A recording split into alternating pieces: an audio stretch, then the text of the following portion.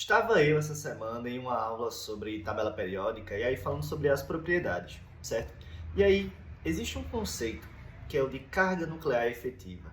Que se a gente consegue entender ele, a gente consegue pensar sobre como as propriedades periódicas variam dentro da tabela, sem a gente precisar ficar decorando o tempo todo aquelas setas. Então, se você entender um sentido, você vai compreender tudo. E aí, eu vou pedir para você acompanhar comigo, tá? A ideia do que eu vou explicar aqui, do que é a carga nuclear efetiva e de como ela está relacionada com as propriedades periódicas. Bora lá! Vê só, toda vez que eu for falar sobre carga nuclear efetiva, é importante que eu relembre a estrutura de um átomo. Lembra que quando eu falo sobre um átomo, eu penso na ideia de eu ter um núcleo, né? E ao redor dele eu tenho a eletrosfera, que é ali repleta de elétrons. Toda vez que eu pensar na ideia de, então, essa organização, eu tenho que entender que o núcleo ele é uma estrutura positiva, e que a minha eletrosfera ela é uma estrutura negativa. E que isso decorre da presença das partículas que estão ali dentro. O núcleo ele é recheado com prótons, tem os nêutrons também, mas nesse momento agora eles não vão ser importantes. E dentro da eletrosfera você vai ter os elétrons. O que acontece? A existência do núcleo ele parte de um princípio de atração entre as cargas.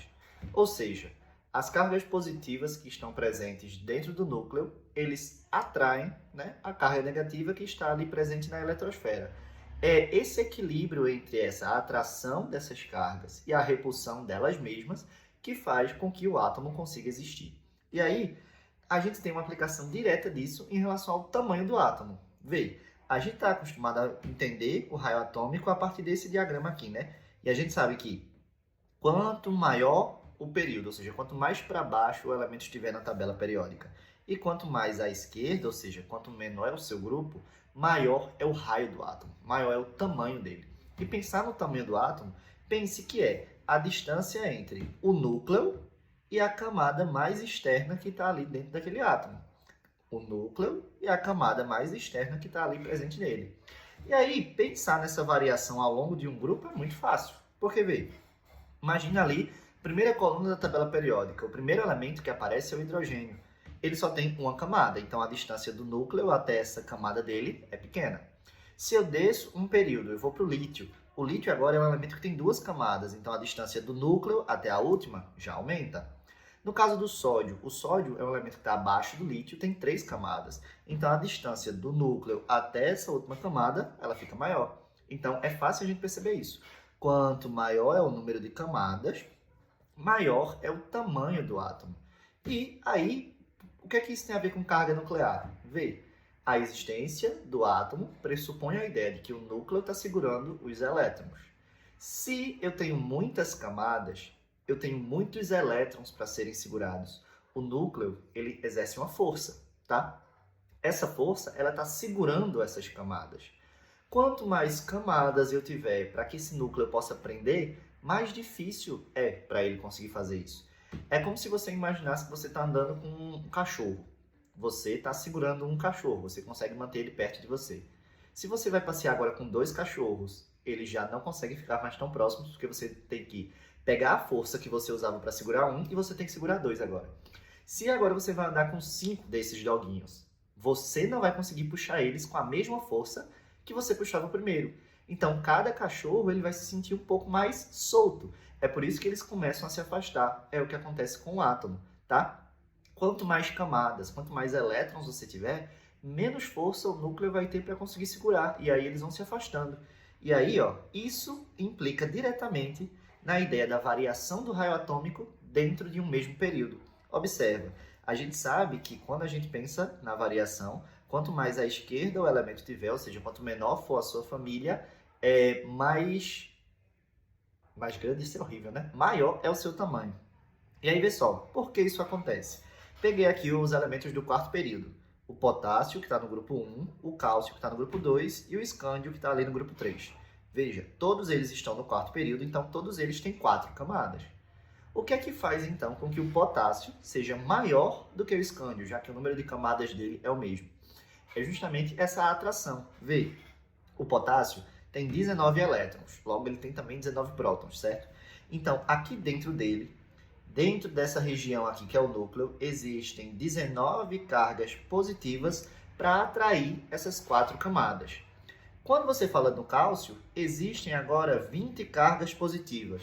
E essas 20 cargas positivas têm que atrair as mesmas 4 camadas. E no caso do escândio, existem 21 cargas positivas. Vê, 21 cargas positivas para atrair aquelas mesmas 4 camadas.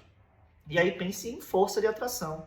Se eu tenho 19 cargas para atrair 4 camadas e eu tenho 21 cargas para atrair 4 camadas, o elemento que tem 21 cargas, ele vai conseguir exercer isso com mais força, porque quanto maior é o número de prótons, maior é a carga nuclear, mais força eu tenho para atrair esses elétrons para perto de mim. É por isso que, quando os elementos estão em um mesmo período, quanto maior for o seu número atômico, mais carga nuclear ele tem, mais ele consegue puxar os elétrons para perto dele. Isso faz com que o tamanho do átomo diminua, tá? Então, é o que acontece aqui, a gente pensar nessa variação. Vê, elementos que estão mais à direita da tabela, nessa região aqui, é porque o número atômico deles, eles são maiores do que os elementos que estão à esquerda. Então, quanto mais à direita da tabela periódica, em um mesmo período, maior é a carga nuclear efetiva, maior é o quanto um núcleo consegue segurar os elétrons perto dele. Isso também vai implicar em características que a gente precisa saber sobre o tamanho dos raios dos íons. Vê, peguei aqui um átomo neutro qualquer, ele tem 5 prótons e 5 elétrons, ele tem um tamanho lá. Mas aí, esse átomo, ele passou por um processo de ganhar elétrons, ele se transformou em um ânion. Ele agora está com 5 prótons, porém ele tem 8 elétrons. Vê, antes eu tinha 5 cargas positivas que seguravam 5 cargas negativas. Elas estavam ali próximas, porque eu conseguia fazer isso. A partir do momento agora que eu ganhei elétrons, eu continuo tendo as 5 cargas positivas. Você continua sendo você, pense assim. Só que agora, ao invés de segurar 5 cachorros, você tem que segurar 8. Então, isso faz com que o núcleo ele não consiga puxar os elétrons para perto dele. E aí, consequentemente, os elétrons começam a se afastar, o átomo fica maior. É por isso que toda vez que a gente olha para um ânion, o raio do ânion é sempre maior do que o raio do átomo neutro. Tá? E o contrário acontece com os cátions. Tem aqui um átomo que tem 4 prótons e 4 elétrons. Está todo mundo ali equilibrado, de boaça. No momento que o átomo ele perde elétrons, ele se transforma em um cátion. E agora vê, antes 4 prótons, 4 elétrons. Consegui ali segurar de 1 para 1. Agora eu tenho 4 prótons, ou seja, a força do meu núcleo continua a mesma, mas eu vou segurar somente 2 elétrons. Como a quantidade de elétrons diminuiu, eu, enquanto núcleo, posso exercer mais força sobre os elétrons que sobraram. Então eu puxo eles mais para perto de mim. É por isso que toda vez quando a gente fala sobre um cátion, o raio do cátion é sempre menor do que o raio do átomo neutro, tá? E aí, ó, se eu entendo essa questão de força nuclear, eu entendo as outras propriedades. Ah, Micael, eu sei que a energia de ionização ela cresce ao contrário. Quanto menor é o raio do átomo, maior é a energia de ionização. E por que isso acontece? Você já sabe agora.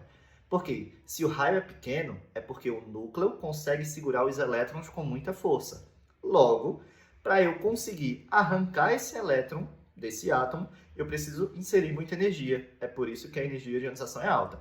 Já ao contrário, um átomo muito grande é porque o núcleo não consegue segurar os elétrons com tanta força. Se o núcleo não consegue segurar os elétrons com muita força, eu preciso inserir pouca energia para retirar esse átomo, esse elétron ali do átomo. É por isso que os valores mais altos de energia de ionização são aqui e os valores mais baixos de energia de ionização são justamente aqui, né? Elas crescem de maneira contrária por conta da carga nuclear. Isso explica também a eletronegatividade, por exemplo, né? Que elementos que estão na parte superior direita, como o núcleo tem mais força, ele consegue receber mais elétrons.